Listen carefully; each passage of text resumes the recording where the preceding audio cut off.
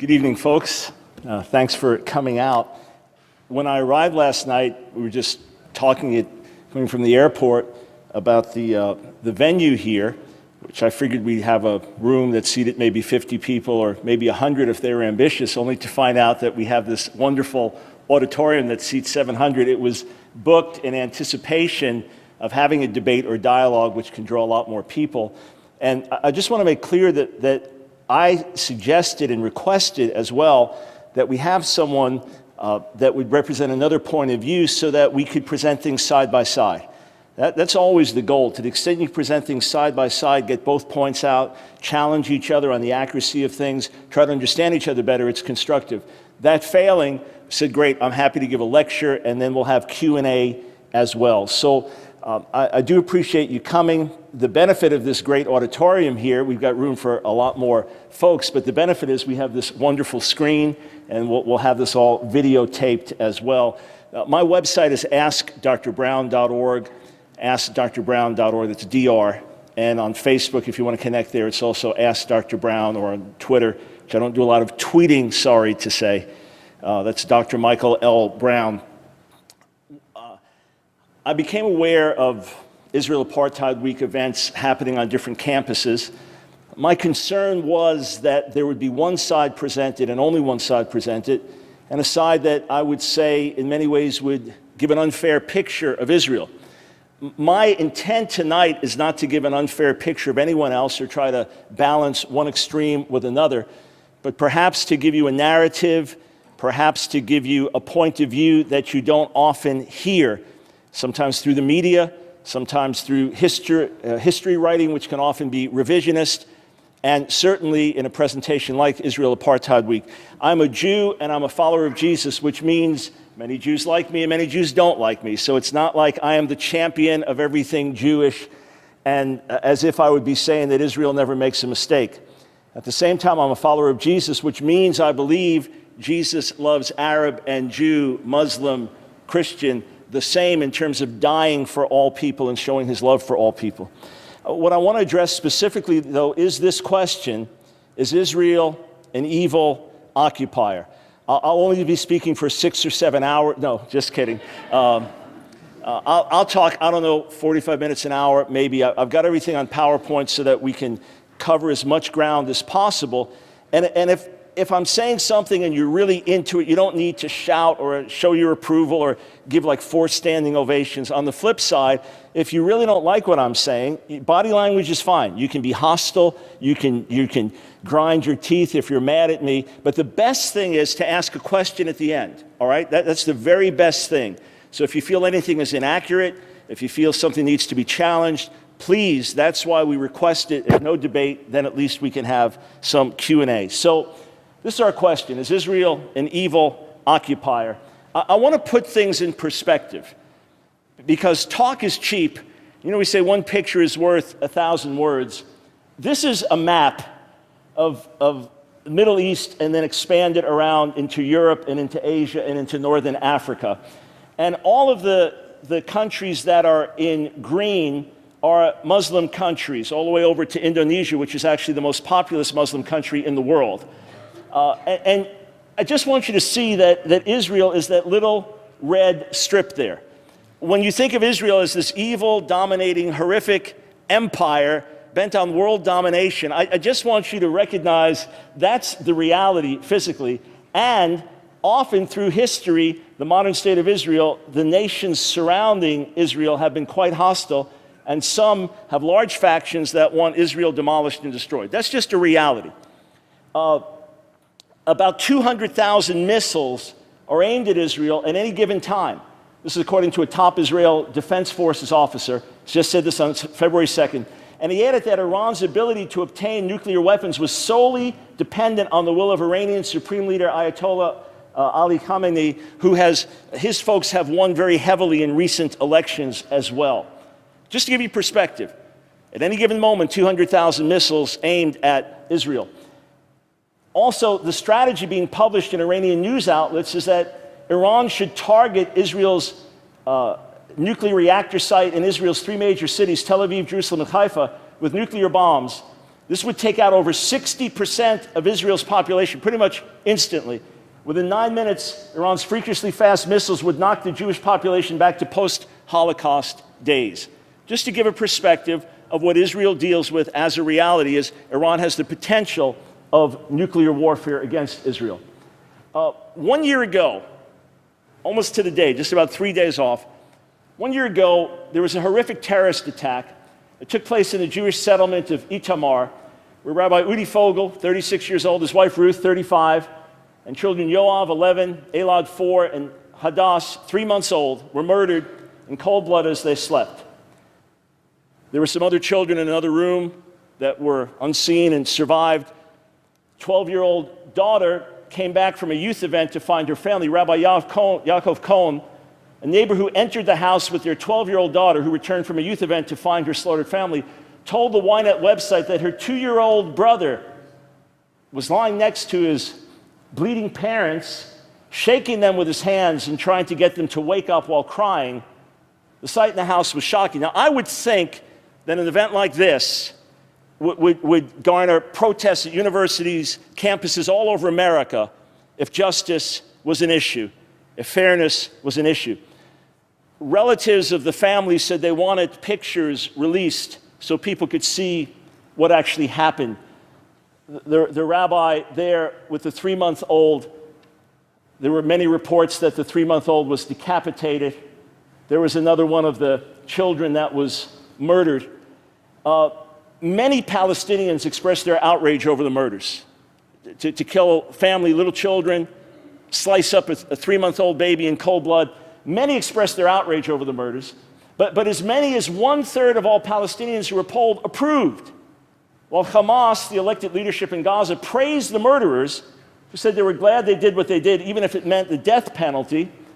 And the Al-Aqsa Martyrs Brigade, the armed wing of Fatah, the dominant political faction in the West Bank, said it had carried out, quote, the heroic operation in response to the fascist occupation against our people in the West Bank and Gaza Strip.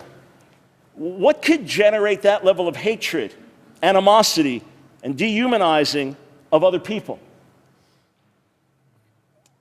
Just in January, the Palestinian Mufti, so this is religious leader, Islamic leader of great influence among the Palestinians, he quoted in a public speech some of the Quranic traditions and hadith.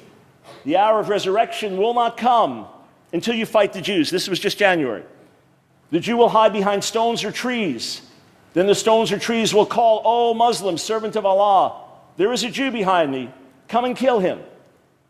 Our war with the descendants of the apes and pigs, meaning Jews, is a war of religion and faith. This was just January, publicly broadcast speech by the Palestinian Mufti. There was no widespread Palestinian condemnation of the speech from either Palestinian Muslims or Christians. That's disturbing. I read a very strong denunciation of this from a Turkish Islamic leader. But I was wondering, where is the denunciation? I can assure you, if such a speech took place in Israel from an Israeli leader, religious or otherwise, there would be instant condemnation over the whole country and by Jews all around the world. I wonder why there was not a widespread condemnation from the Palestinian communities. It troubles me. Could it be that there's more to the story about the alleged apartheid state? Could it be that Israeli moms and dads don't enjoy sending all their children off to war, both sons and daughters? These are regular people, Palestinians, Israelis, Jews, Arabs. They are regular people who care about their families. Do you think the average Israeli enjoys the fact that every one of their sons and daughters must fight in the military, mandatory? Do you think they enjoy sending them off to the front lines? Could it be that they don't enjoy spending such a large amount of their budget on defense just to survive? Could it be that there's a reason Israeli soldiers spend a good part of their initial training learning ethics and the importance of protecting the lives of Palestinian civilians? That may seem like a complete myth to you, but just talk to the folks in the military. I've got so many friends that live in Israel, and when their kids go into the army, that's the first thing. They start talking about ethics.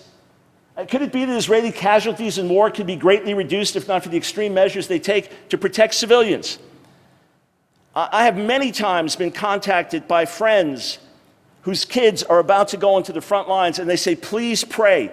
It's very, very dangerous because so many of the terrorists are situated right in the midst of civilian population, and their lives, the lives of the Israeli soldiers, will be greatly at risk because they have to do their best not to kill and injure civilians. Interesting for a demonic, evil apartheid state out for ethnic cleansing and genocide to think like that. Very interesting. June 28th, 2004, 4-year-old Afik Zahavi Ohayon was killed by Qassam rockets, which landed on the street in front of his nursery school in Sderot. These were launched by Hamas, of course, from Gaza. The Qassam knocked him and his mother down as they were on their way to his school. At the funeral, Itzchik Ohayon, the bereaved father, sobbed, "I just wanted him to tell me goodnight, Abba. Wasn't his time to die." Who would launch rockets at a nursery school? All right, somehow we froze here. August 9th, 2001, Jerusalem. This was the bombing of the Sbarro's Pizzeria. Best friends Malka Roth, 15, and Michal Raziel, 16, and the Shiva Schroeder family. Parents Mordecai and Sira, and 3 children, Raya, 14, Avraham, Yitzchak, 4, and Chemda, 2, were among the 15, including 7 children, 15 killed, including 7 children, and 130 wounded. After the suicide bombing, Palestinian university students at the An-Najah University in the West Bank city of Nablus created an exhibition celebrating the 1-year anniversary of the Second Intifada. The exhibit's main attraction was a room-sized reenactment of the bombing at Sbarro. Just remember these things during the Apartheid Week event. Just remember these facts, these truths which you will not hear. And search out anything I'm saying. Every detail we're giving is careful and accurate. The installation featured broken furniture splattered with fake blood and human body parts. The entrance to the exhibition was illustrated with a mural depicting the bombing. The exhibit was later shut down, actually shortly shut down, by Palestinian leader Yasser Arafat. Why would university students have this on their campus commemorating a suicide bombing that killed 15 people, 7 children, and wounded 130? Where were the campus protests, I wonder? According to the Israeli Minister of Foreign Affairs and the Anti-Defamation League, a total of 1,194 Israelis and foreigners were killed and 7,000 wounded between September 2000 and August 2010 by Palestinian terror attacks, most of them during 2000 to 2005, the Second Intifada. Palestinians killed 1,074 Israelis and wounded 7,520 between 2000 and 2005. Proportional to population, it is roughly equivalent to 50,000 killed and 300,000 wounded in the United States. Where were the campus protests? Where is the outrage over this? This is intentional murder of civilians, not just attacks on soldiers. Striking, isn't it? Gaza, let's use this as a case in point. Israel captured the Gaza Strip as a result of war with Egypt in 1956. 1994, as a result of the Oslo Accords, Gaza was returned to Palestinian sovereignty, but of course, there were Jews still living there. August 17th, 2005, Israel began to evacuate all the Jews from Gaza. So these are thousands and thousands of Jews who've been living there for generations, but many of them for decades, established there and helping with the Israeli economy in many ways, as you'll see. They were forcefully evacuated. America put great pressure on Israel, and the Jews living in Gaza were forcefully evacuated. I mean carried out, I mean dragged out. It was traumatic for the nation, and then just put in tent camps, refugee camps. It was expected to take several weeks to evacuate them all. It took less than 1 week. Israel and the Palestinians agreed the buildings would be razed, and the army began that process after the residents left. Try this again. A total of 1,700 families were uprooted. at a cost of nearly $900 million. This included 166 Israeli farmers who produced $120 million in flowers and produce. Approximately 15% of Israel's agricultural exports originated in Gaza, including 60% of its cherry tomato and herb exports. Israel also lost 70% of all its organic produce, which was also grown in Gaza. This is the unconditional withdrawal so that this can be 100% occupied by and governed by Palestinians. And of course, Hamas became the elected governing power in Gaza. What was the response? How was Israel paid back? More than 7,000 missiles rained down on Israel from Hamas terrorists in Gaza, including the one that killed 4-year-old Afik Zahavi Ohayon. And when Israel finally went to war, again doing its best to avoid civilian casualties, which the corrected UN report recognized with apologies, there was world outcry against Israel. All right, hang on for a second. Hang on for a second. Israel forcefully evacuates all of its people from Gaza. Traumatic for the nation, as you can imagine. Gives 100% control then of the territory. Hamas takes leadership and rains down 7,000 rockets wherever they can shoot them, however far they can go, traumatizing in particular the people of Sderot, who have 15 seconds from when an alarm is sounded to get into a bomb shelter. And when Israel finally says enough, can you imagine, in any situation here in America, can you imagine if we were being bombed from Mexico, if we were being bombed from Canada, if there was some terrorist enclave, and that's what we're talking about, terrorism here. We're not saying all Palestinians are terrorists, God forbid. But there was a terrorist enclave attacking and people being killed, thousands of bombs. And now we went to attack them. It would be outrageous to criticize us, and yet Israel was criticized around the world, including protests all over America for Operation Cast Lead. How dare they do this? Here, protesters in Fort Lauderdale. This is what they were saying at the protest. Murderers, go back to the ovens. You need a big oven. This is outrageous. Los Angeles, long live Hitler, put Jews in ovens. Jews are fossil fuel. These sentiments were widely reported. Where were the campus protests? Where was the outrage over this? Now, let me tell you where things stand today. Oh, and by the way, note that groups like gays and feminists marched against Israel, not Hamas. This was the most interesting thing. Where I live, right outside of Charlotte, North Carolina, there was a demonstration against Israel during Operation Cast Lead, and I looked at some of the groups that were involved. There were feminist groups, there were gay and lesbian groups, and they were protesting against Israel. I thought, how utterly ironic. Because if feminists dared to march down the streets of a city in Gaza, or if there was a gay pride event in Gaza, that'd be the end of those people. Or the end of the parade instantly. And yet, I'm not proud to say that you've got gay pride events in Jerusalem. That's the reality. And that Tel Aviv was recently voted, hands down, the most gay-friendly city in the world. Hands down, it won. And that feminism is alive and well in Israel. Now, it's not to say that those things are virtues. It's simply to say it's bizarre that those were the people protesting against Israel. What's the Israeli response? November 2011. I could go month for month for month for several years. November 2011.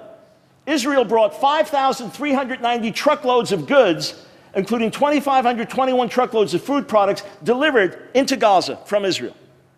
3,187 tons of cooking gas were delivered via the Kerem Shalom crossing. 1,336 Gaza residents, patients and companions, entered or passed through Israel for medical treatment via Erez crossing. What was the Hamas response? 10 rockets and 5 mortars were fired at Israel from inside Gaza during this period. No injuries reported. How strange for an apartheid state out for ethnic cleansing. Strange that the protests and the outrage is not against groups like Hamas. So you say, okay, the fact is the injustices of the past are so grievous. Israel's horrific treatment of the Palestinians is so off the charts that this is the only outlet they have is to strike back. Well, let's just do a brief historical review. I want to just give the most salient points here. Obviously, you could have whole university classes lasting for years covering every detail. But I just want to mention a few simple points. It is true that there has been a continuous Jewish-Israeli presence in the land for 3,000 years. Now, it doesn't mean that Jewish people or the Israelis have the right to the land. I'm not quoting scripture right now. I've got a Bible up here in case there's a biblically related question. But I'm not hitting you over the head with the Bible and saying God said it's their land and therefore it's their own. I just want to point out from a historical viewpoint that it's actually well over 3,000 years. There has been a continuous Israeli-Jewish presence in the land. It has been as many as 5 or 6 million people. It has been as low as 5 or 6,000 people. But there has been a continuous presence, a longer pedigree than any other people continuously there in the land. Also, there has been a passion among Jewish people worldwide for centuries for their one and only homeland. Please remember that when the State of Israel was formed in 1948, its territory was about 1/650th of the surrounding Arab and Muslim countries. Just to give you a perspective, the one homeland, every year at Passover, a holiday coming up soon, there is the prayer next year in Jerusalem, the hope that the Jewish people will be back in their homeland. Religious Jews pray several times a day for the regathering of exiles. There has been a longing. There has been a national identity associated with the land. The one and only world capital of the Jewish people has been Jerusalem through history. And there are psalms and poems that are written longing to be back there in the land. And remember, if you are, say, living in the Middle East, if you're a Muslim, and you're situated, here's Jerusalem, here's Mecca, you pray with your back towards Jerusalem, you pray facing Mecca. Jews all around the world pray towards Jerusalem. I'm just saying it has had a special place in the Jewish heart and mind for millennia. It's also important to remember that there's no connection between modern Palestinians and ancient Philistines or Canaanites. There were certainly Arabs and Bedouins that have lived in that part of the world for centuries, if not millennia. And there are Palestinians who can trace back. They're living in the land for centuries.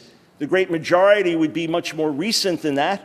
But there is no connection, no ethnic or linguistic connection, no anthropological connection, no biological connection between those who would identify as modern Palestinians and the ancient Philistines or Canaanites. You'll sometimes hear that myth, but it's simply a myth. Also, what about the origin of the name Palestine? That name was given by an occupier. That name was given by Roman occupiers. After the Second Jewish Revolt in 132-135 of this era, as punishment for the Jews, the Roman emperor renamed the territory, the entire territory, as Syria-Palestina. It was to mock the Jewish people and to mock their historic connection and to take the name Philistine and put it on it. So even the name Palestine is a derogatory name that was put on that region by Emperor Hadrian, himself an occupier. Also, let's remember that if you talked about the Palestinians before 1948, who identified by name as the Palestinians? Jews living in Palestine. Check out the Palestinian Orchestra before 1948. It was not Arab, it was Jewish.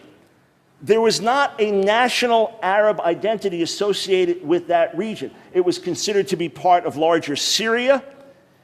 Arab identity and Muslim identity carried out in very, very deep and rich ways in many other ways, but not in terms of a national Palestinian statehood. There was never an attempt to form a state there. And in fact, even the statehood concept came in much later in terms of that part of the world in the early 20th century, and somewhat under the influence of Woodrow Wilson.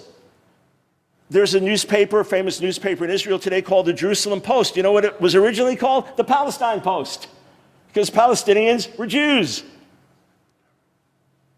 And there was no such thing as Arab-Palestinian identity before 1967. There was no flag. There was no national consciousness. Now, let me say again, some people had lived there for generations and some for centuries. There's no denying that. But there was no concept of a Palestinian statehood or a Palestinian identity. Just check the history books. And those of you that can read Arabic, my Arabic's a little rusty, so those that can read it fluently, you'll do better than me or you'll read it quicker. Find me references to Palestinian national statehood concepts before 1948, or even explicitly expressed in those terms before 1967. Walid Shubat, who used to be a Palestinian terrorist and became a born-again Christian, he asked this question: why is it that on June 4th, 1967, I was a Jordanian, so right before the Six-Day War, and overnight I became a Palestinian? He had one identity, and now there was a new identity that was being used. This is not an issue of should there be justice and fairness for the Palestinians. That's not the question. Of course there should be. This is not a question of do those who identify as Palestinians have a right to be there. That's not the issue. No one's talking about expelling people. God forbid. I'm simply talking about historical realities, because what's often presented today is mythological. It is completely revisionist history. Now, Mahmoud Abbas, by the way, his doctoral dissertation, for those of you that don't know, was a denial of the Holocaust. This is the leader of the Palestinian Authority. Mahmoud Abbas recently claimed a 9,000-year Palestinian pedigree. He said, oh, Netanyahu, you are incidental in history. We are the people of history. We are the owners of history. So they have a 9,000-year pedigree there. That is simply historical fiction. The modern state of Israel, there were Arabs living in that part of the world in the late 1800s. There were Jews. The Arab population was larger. More Jews began to emigrate, began to develop the land in different ways. More Arabs began to come in as well. There were Arabs who were living there that were concerned about what would happen with Jews coming to live there. Was there enough room for everybody? Now, this is when you're just dealing with a few 100,000 people. Now you've got like 9 million people? So there's room. But what happened was anti-Semitism rising again in the late 1800s, pogroms, organized attacks on Jewish people, often by professing Christians in countries like Russia in the late 1800s, the Dreyfus Affair in France, and Jews began to realize there's Jew hatred around the world, and the only way we can get away from it is to have our own country. We cannot just expect to be accepted worldwide. Increase in Jewish and Arab immigration to the land begins to take place, and anti-Jewish intifadas sparked by Hajj Amin al-Husseini in the 1920s and 1930s began to rise. It's important that you understand that prior to 1948, there were already intifadas taking place. There were already uprisings against the Jewish people, and they were not sparked by the majority of the people. They were sparked by radical Islamic elements among them. And they appealed to historic Islamic anti-Semitism. Through the centuries, Jews lived in Muslim lands and sometimes thrived. Sometimes Jews living in Muslim lands did better than Jews living in Christian lands. But let's also remember that the yellow star that Jews wore in the Holocaust was first something that they wore in Muslim countries, that they had the status of dhimmis, which is a second-class citizen status. Now here they are in the land of Israel, and Hajj Amin al-Husseini, who became a colleague and comrade of Hitler, famous pictures of him together with Hitler, working together for the extermination of the Jews, prior to 1948, began to stir uprisings, resulting in many Jewish casualties. Now, there were some Jewish counterattacks, but if you're just counting numbers, they were minor in comparison. Any bloodshed, Muslim, Christian, Jew, Arab, however we identify, any bloodshed is bloodshed and is terrible. I acknowledge that. That's not the issue.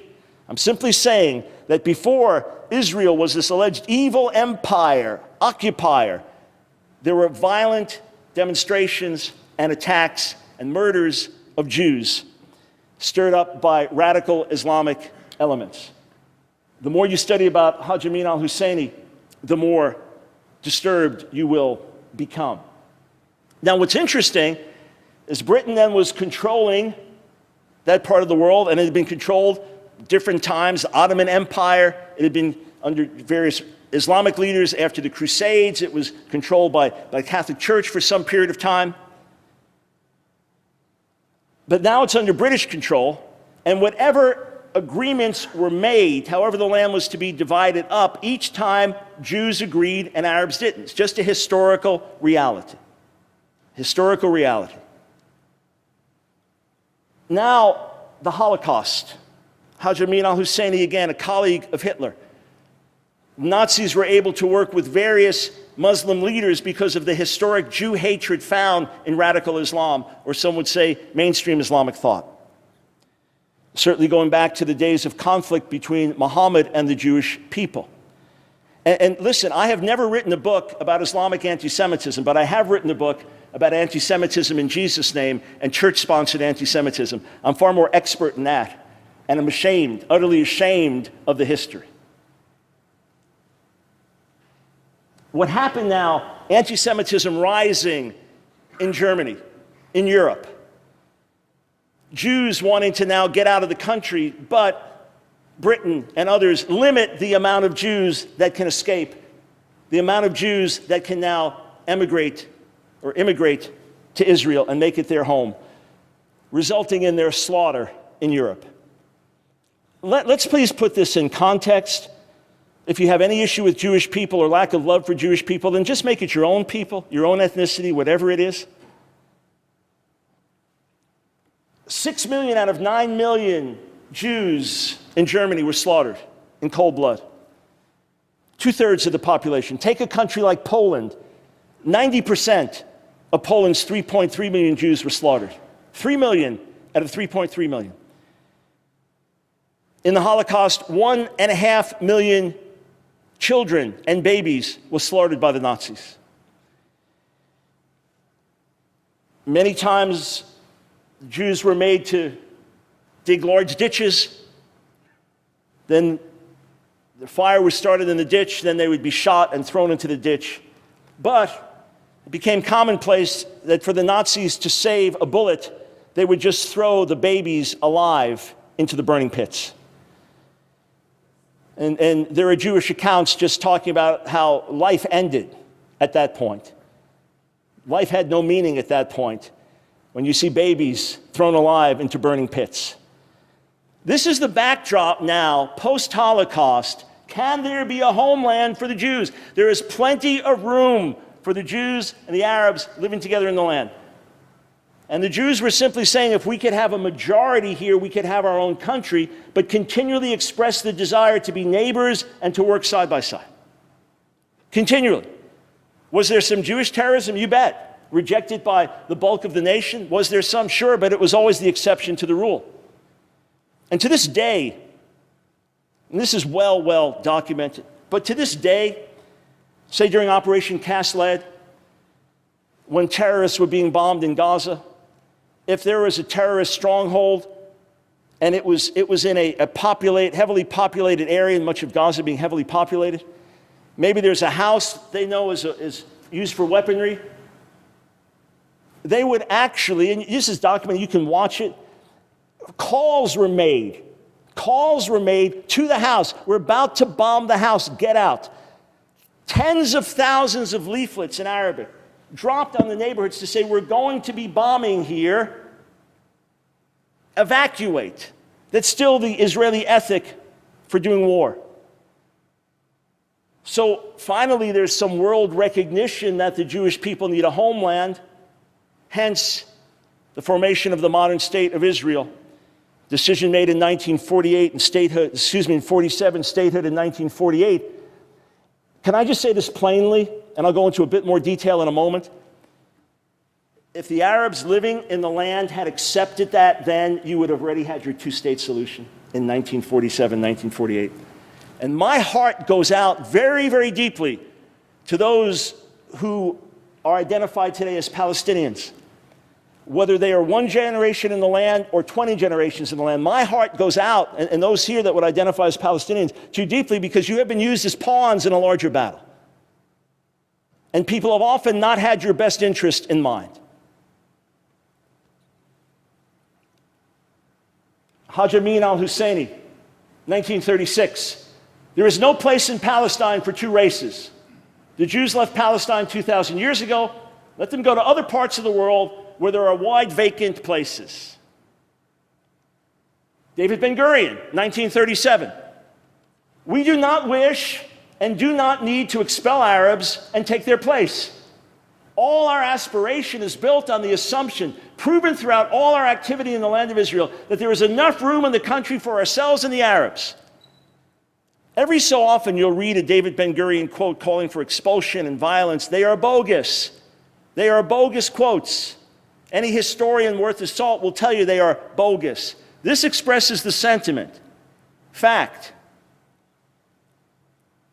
And let me just say this one little thing before I go on. As our daughters were growing up, they're now in their 30s, each with 2 kids, they would sometimes ask my wife, Nancy, we celebrate 36 years of marriage on Wednesday. They would sometimes ask her, Mom, how does this fit? Does this make me look fat? And she'd say, yeah. I said, Mom, why'd you tell me that? And she'd say, if you don't want my opinion, don't ask me. Because I'm going to tell you the truth. Otherwise, I'll just tell you look pretty. But if you ask, I'm going to tell you the truth. So sometimes I'll ask her, I've just finished writing a book. Oh, it's a masterpiece. It's really good, I think. And I say, hon, could you read this? Would you mind reading this? Tell me what you think. And she'll say, oh, that's lousy. Like, my masterpiece?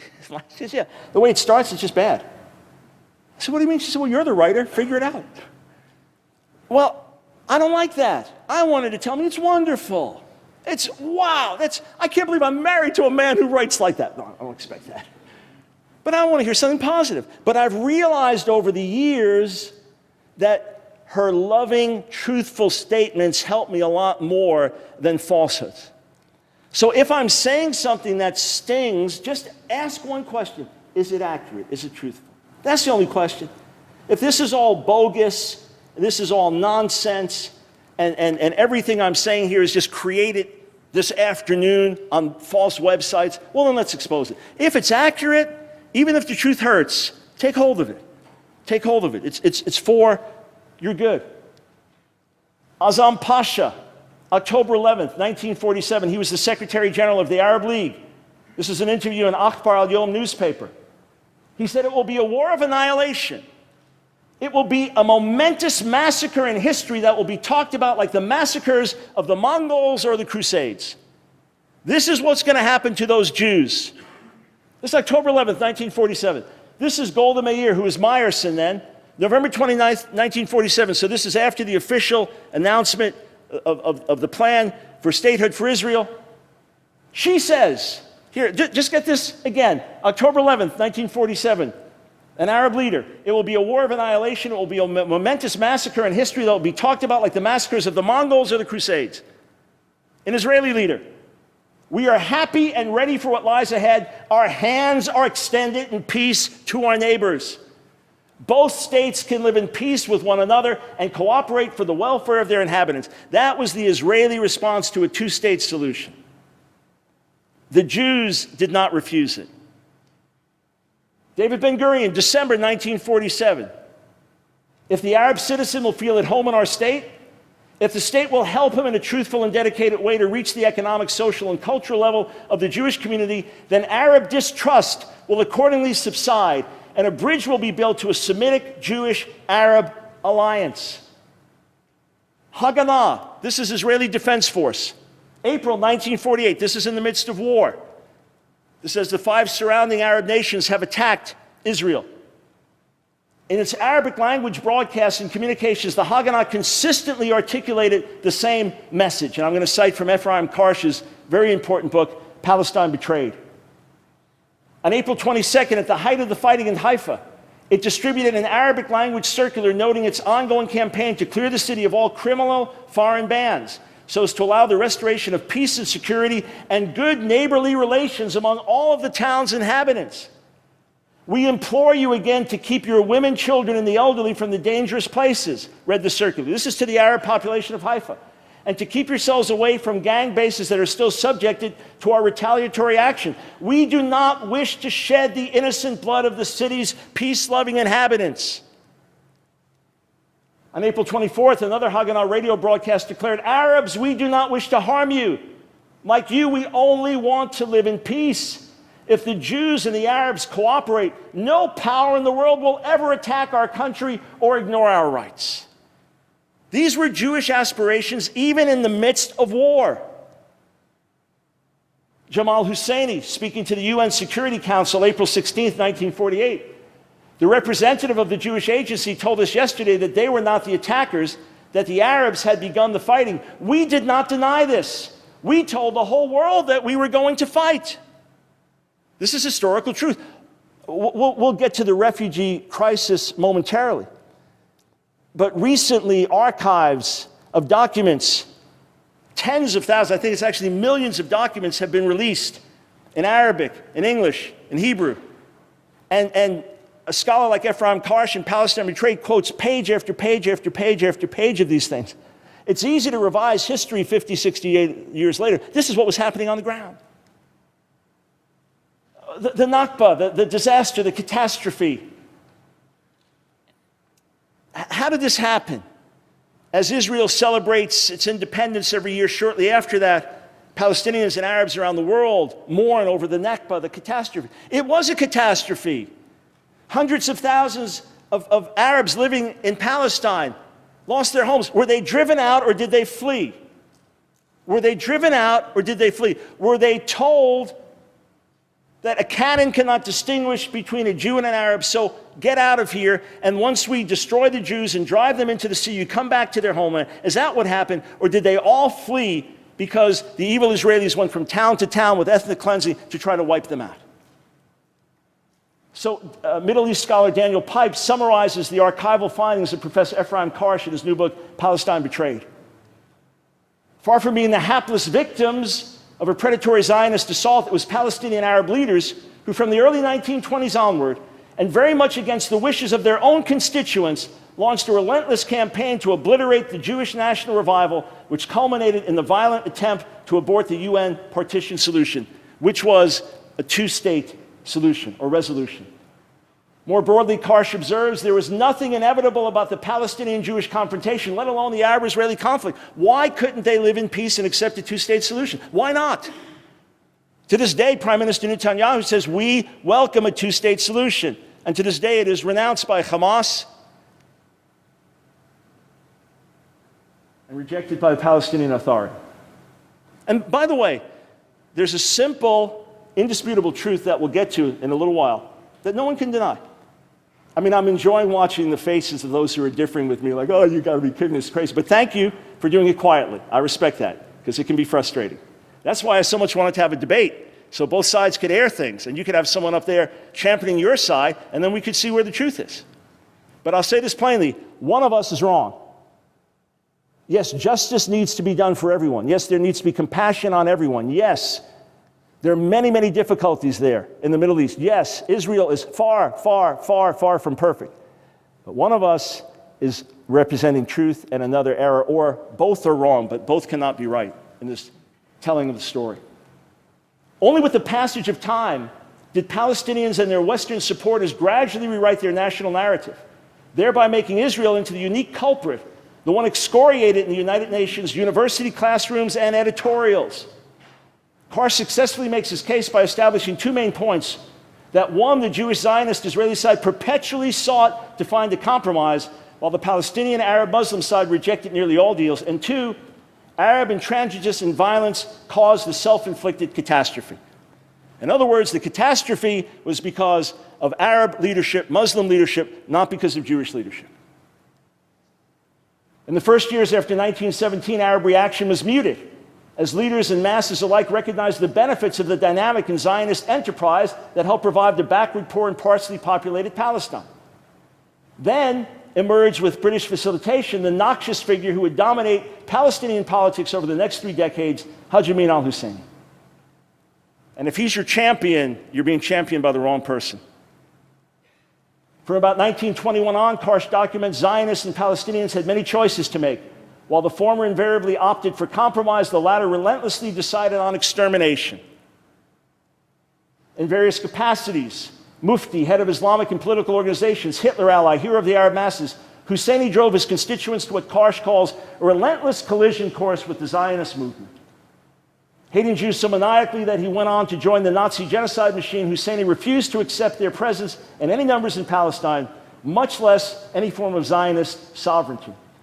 From the early 1920s, then one witnessed a pattern still in place and familiar today: Zionist accommodation, painful concessions, and constructive efforts to bridge differences met by Palestinian anti-Semitism, rejectionism, and violence.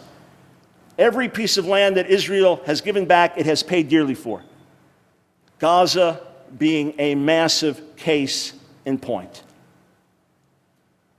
Despite the radicalization of Palestinian opinion by the Mufti and despite the Nazi rise to power, Zionists kept seeking an accommodation. It took some years, but the Mufti's zero-sum policy and eliminationism eventually convinced reluctant labor leaders, including David Ben-Gurion, that good works would not facilitate their dream of acceptance. Still, despite the repeated failures, they continued to search for a moderate Arab partner with whom to strike a deal. This dialectic culminated in November 1947 when the United Nations passed a partition plan that nowadays would be termed the two-state solution. In other words, it handed the Palestinians a state on a silver platter. Zionists rejoiced, and Palestinian leaders, foremost the malign Hussein, sourly rejected any solution that endorsed Jewish autonomy. Just ask yourself a question, 60 plus years ago, facts, not emotions, not what you want to believe or I want to believe. Who rejected the UN partition and who accepted it?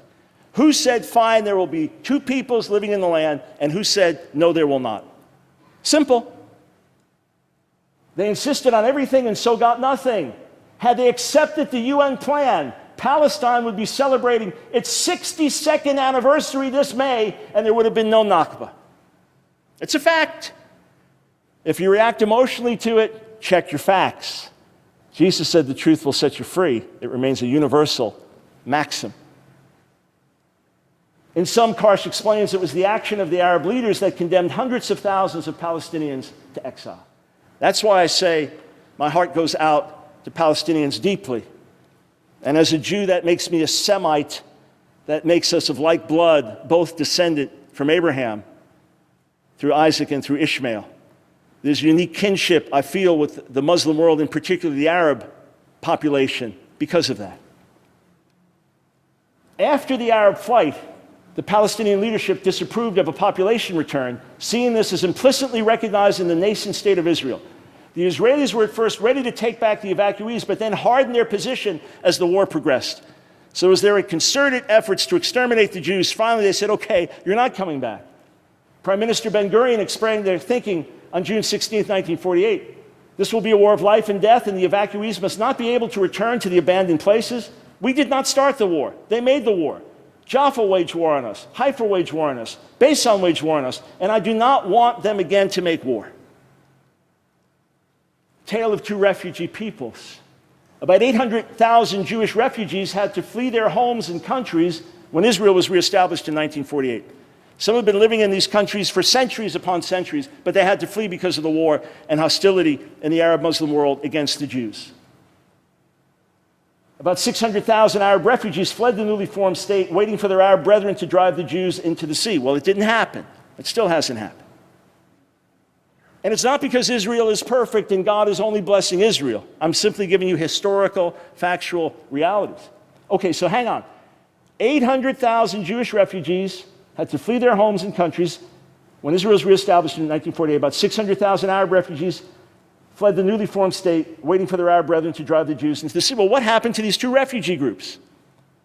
The newly formed Jewish state successfully incorporated its refugees. They fled there, and the vast majority were resettled there. The surrounding Arab nations did not, quite intentionally, producing the crisis of the displaced Palestinian people, a crisis that remains to this day. Why weren't the refugees successfully absorbed in the surrounding Arab nations? Were they being used as pawns, political pawns, against Israel? As expressed more than 20 years ago by Ralph Galloway, former head of the United Nations Relief and Works Agency of Palestinian Refugees, the Arab states do not want to solve the refugee problem. They want to keep it as an open sore, as an affront to the United Nations, and as a weapon against Israel. Hang on. I said I was going to give you one indisputable piece of information that's current. I mean, everything is indisputable if you'll check the sources accurately enough. But hang on. The Arabs who did stay in the land now number more than 1.5 million. They have full rights as citizens and even serve in the Knesset. And they have more freedoms of speech and religion than any other Arabs in the Middle East. Israeli Arabs make up 20%, roughly, of the population. Even in 1948, they were part of the Knesset. they could get up and publicly blast Israel. They could call it an apartheid state, and they remain citizens. Just answer me this question. Please tell me a surrounding Arab nation, Syria, Egypt, Jordan, where the population can get up, 20% of the population, and blast the government and speak against it, and will not be attacked, will not be thrown in prison, will not be tortured. Just tell me where that happens freely, where Palestinian journalists, say, upset with Hamas or Palestinian Authority leadership, can freely and openly criticize the government. You know how much Israelis criticize their own government? Do you understand there are Israeli professors teaching in Israeli universities calling for the boycott of Israeli universities? This dialogue goes on all the time within Israel. You'll never find the more self-critical people. You could build a better case for Palestinians by going to critical Israeli sources than Arab sources. 1.5 million. Those are the ones who stayed. And they were welcomed as fellow citizens, and they are fellow citizens to this day. Along with this, many Israeli Jews are critical of their government, as I said, constantly calling for the investigation of alleged human rights violations by their own people. Where's the equivalent of this in the West Bank and Gaza, and what kind of rights would Jews have in a Palestinian state? Please tell me that if there was a two-state solution right now, let's say everyone could agree to it. Let's say everybody's equally at fault, all right? And now everybody agrees to it. Would Jews be allowed to serve in the government of the Palestinian Authority in the equivalent of a Knesset? Would they be allowed to criticize the government the way Israelis, Arabs are? And get up in the Knesset and give a speech blasting the prime minister? Would they be able to do that? Interesting. This evil, wicked, occupying apartheid state gives these equal rights to us Israeli Arab citizens. There's an Israeli TV show. Go online, look for it. It's called What Would You Do?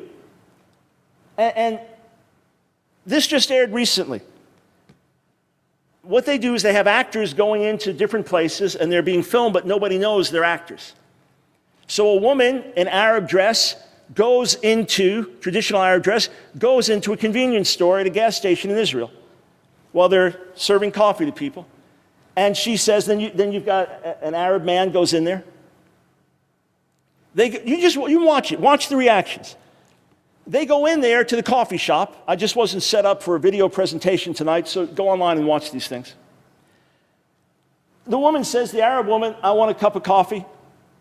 And the guy behind the counter says, we don't serve Arabs. She says, what? He says, we don't serve Arabs. She said, what do you mean? I'm a human being. We don't serve Arabs. Look at it. We don't serve Arabs. You watch, person after person, the Israeli outrage. You watch it. This is not staged. What do you mean? You don't serve her? I don't go here anymore. One after, I'll buy her the coffee then. I'm paying for the coffee. You don't serve her, we leave. Interesting. Could it be that there is a demonizing of Israel and Jewish people? Could it be that we're not looking at the larger picture and the larger history? Could that be? Other regional conflicts today. It's ludicrous to think that without the presence of Israel in the Middle East, all would be well. There's been revolution and war and chaos in a number of the surrounding nations the last 2 years.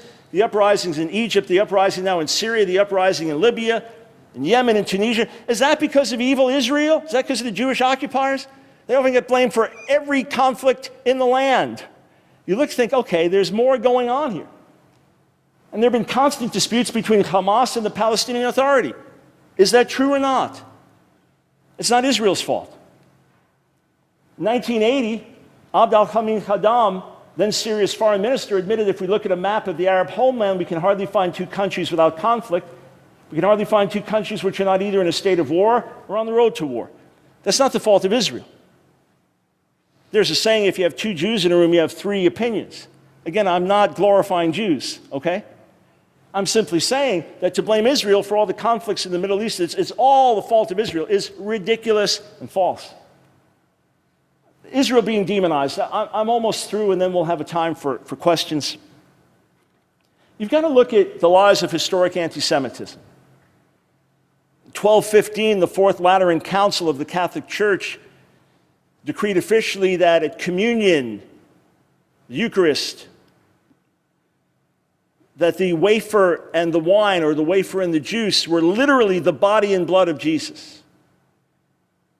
So rumors started that Jews were kidnapping and torturing a wafer, because this was their way of getting back at Jesus.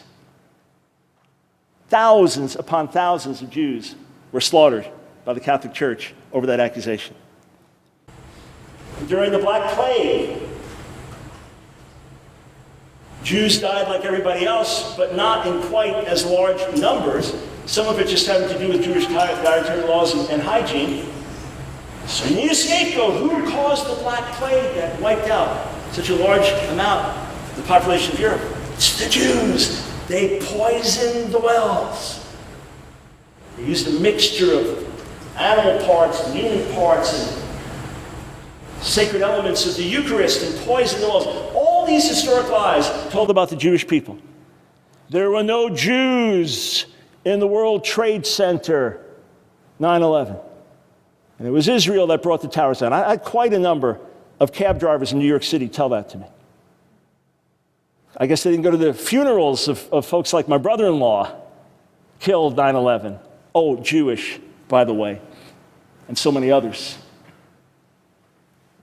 I wonder if there are any lies circulating today. Oh, the protocols of the elders of Zion, a notorious forgery by the Russian secret police about 100 years old, that purports to tell the story of world Jewish domination plans. That there are 300 Jewish leaders all around the world, a secret cabal of Jewish leaders who are waiting for the right moment to take over the world. This remains. You check this out. Those of you that travel in and out of Islamic nations, Arab nations, check out to see if this remains a bestseller. Check out to see if this has been serialized on Egyptian television. Protocols of the Elders of Zion. Oh, by the way, here's how the plot culminates. The Jews will bring the entire world into subjection to the Hindu god Vishnu. That's part of the protocols. People believe this. Go to Tahrir Square in Egypt and go to the bookstores nearby and see if they're selling this. Check it out. It is widely believed to be true. Could it be that there is a demonizing of the Jewish people to this day? You know, in the Middle Ages, and probably beyond that, it was believed that the reason that Jewish men wore head covering was to cover the horns. 1951, Mohammed Nimr Khatib. We are fighting an organized, educated, cunning, devious, and evil people, speaking of the Jews, that has concentrated the world's wealth and power in its hands. 1951. We are fighting the forces that have prevailed over the entire world. We are fighting the power that buried Hitler and defeated Japan. We are fighting world Zionism that has Truman in its pay, enslaves Churchill and Attlee, and colonizes London, New York, and Washington. Interesting. Still being believed to this day.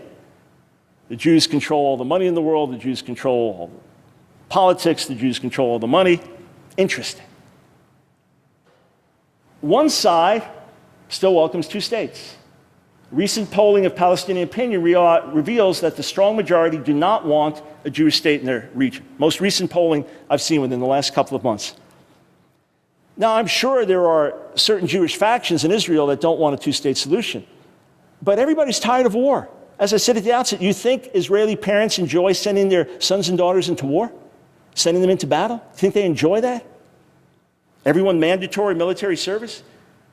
I don't know what gas costs in other parts of the world. It's about $8, $9 a gallon now in Israel. Tax about 45%. You think the population enjoys spending so much of its budget on defense? People are tired. Oh yeah, there's Arab hatred in Israel, there's Jew hatred in the Palestinian territories. You're going to have some of that everywhere. Human beings in their worst side. But Prime Minister Netanyahu has publicly said in front of the US Congress, I accept a two-state solution. Obviously, there are details their sides are going to differ on. He said that he's asked Mahmoud Abbas, because they won't deal with Hamas, won't negotiate with Hamas's terrorist organization, would you publicly acknowledge your acceptance of a Jewish state? Would you just publicly acknowledge that? No. And it remains the Hamas charter that Israel should be exterminated.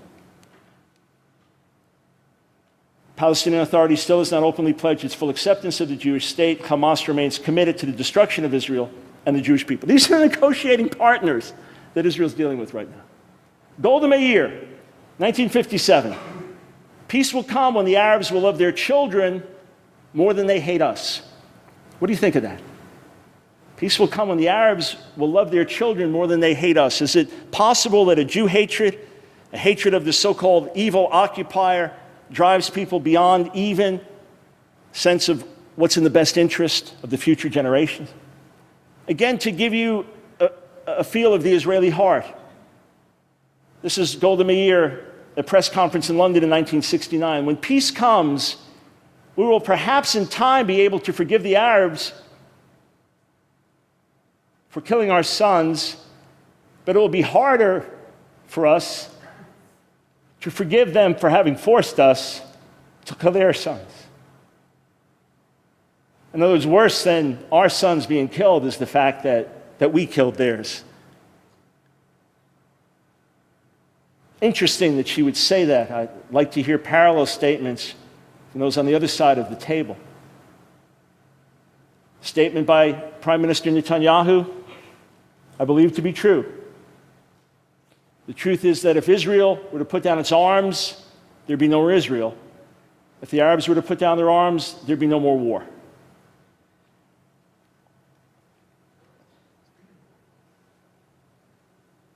There's no question that you could have people come up here and talk about harsh treatment by Israeli soldiers, of someone stopped at a checkpoint that couldn't get to a hospital and a child died. There's no question you'll have those stories. And there's no question that Israel's been guilty of many things. There's no question. But I also want you to know that when there are reports of an Israeli bomb killing Palestinian civilians and women and children, there's outcry in Israel. There have been public demonstrations drawing hundreds of thousands of Israelis to protest the action. Calls for government investigations of cruelty by soldiers.